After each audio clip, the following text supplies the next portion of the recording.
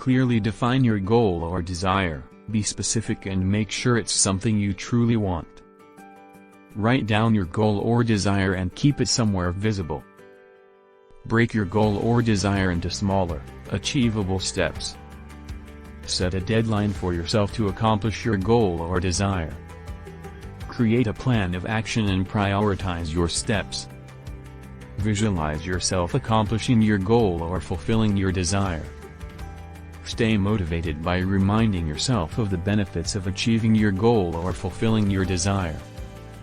Find a support system of friends, family, or a coach to help you stay accountable and provide encouragement. Celebrate small victories along the way to keep yourself motivated. Be willing to make sacrifices and put in the necessary work to achieve your goal or fulfill your desire. Stay flexible and be willing to adjust your plan as needed. Identify and eliminate any obstacles that might get in the way of achieving your goal or fulfilling your desire. Take action daily, even if it's just a small step, to move closer to your goal or desire. Learn from many setbacks or failures and use them as opportunities to grow and improve. Focus on progress, not perfection.